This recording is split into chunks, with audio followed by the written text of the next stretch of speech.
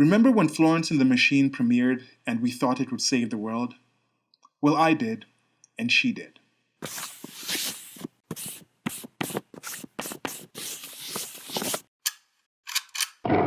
So let me break that down again. Remember when Florence and the Machine premiered and we thought it would save the world?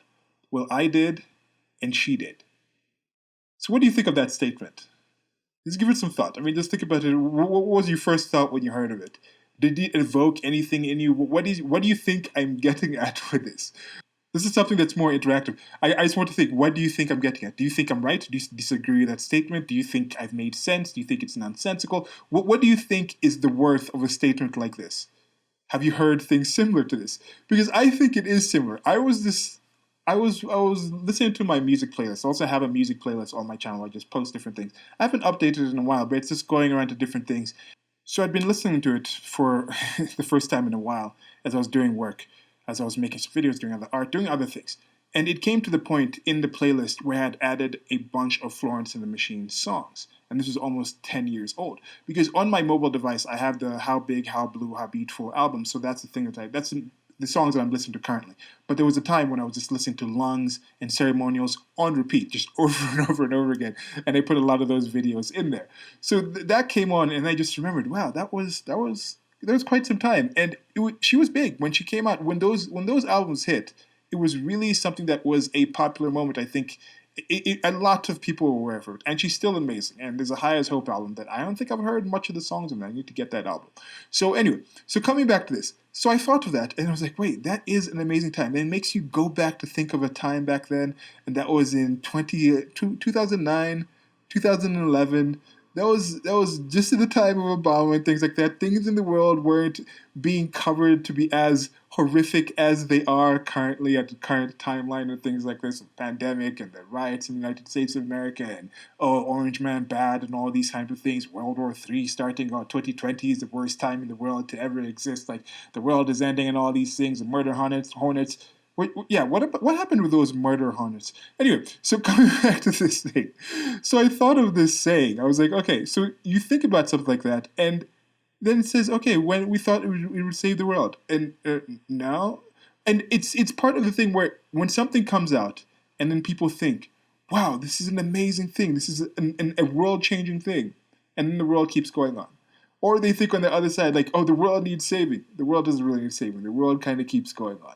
With Florence and the Machine, it was an amazing thing. And on one hand, I do think there is something that can unite people through art and expression and music. Music specifically because there's like a sound aspect of it. Again, I know there's people who are deaf who can't see, but with like art, like visual art and reading, those things have an extra level to it where it's like, okay, there's more of an interpretation to the actual thing. And I don't think it's necessarily as interactive. Now, interactive art, when you have audio, visual, and moving around. You get to have these things where you have the suits and the tensile thing, and the tactile thing. That's going to be another high level. That's adding everything together.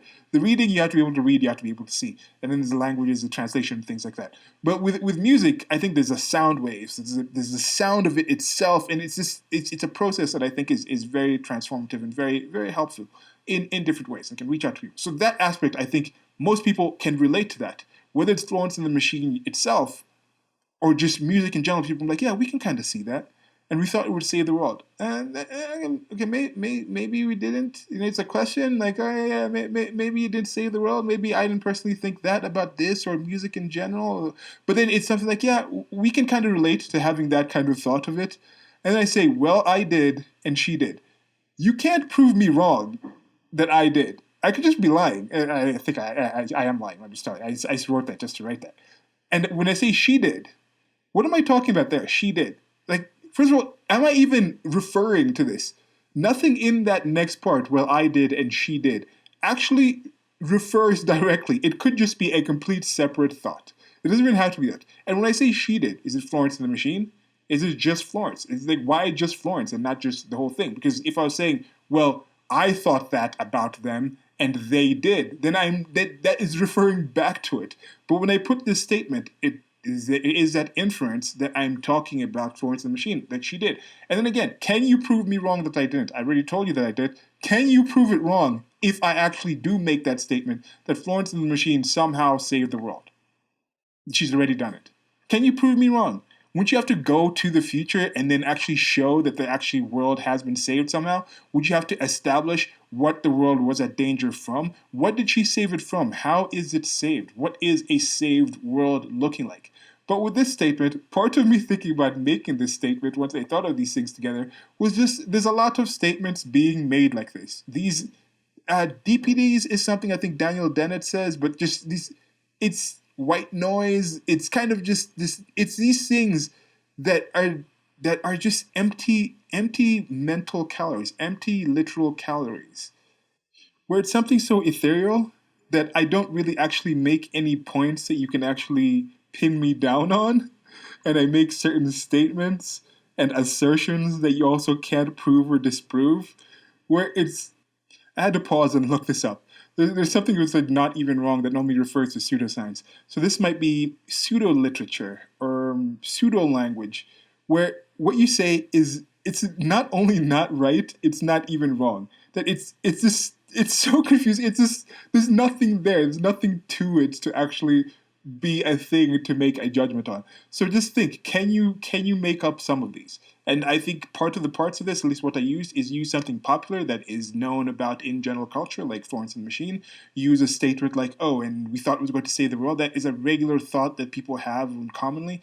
And then you make a declaration, like, oh, you did this in the past that you can't really prove. And then something prediction or predictory or declaratory about that previous statement. And then see if you can have fun with these and just make up. Let me know in the comment section if you can think of any. And that's it for now. This is part of my shorty series where I expand on short thoughts and I engage you with them. Thank you for taking your time to come listen. Please like, if you liked it, of course. If you disliked, also dislike, let me know.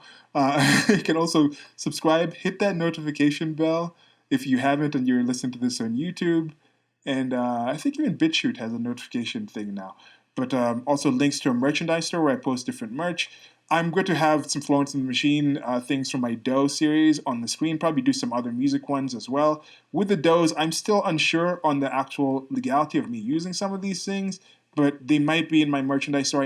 I have a few Does in the merchandise store. One was taken down, which was like the Thor Ragnarok one, and I think there was another one, the Pink Panther, but that wasn't a Doe thing. But anyway, so check it out. I look forward to seeing which phrases and things that you can come up with as well.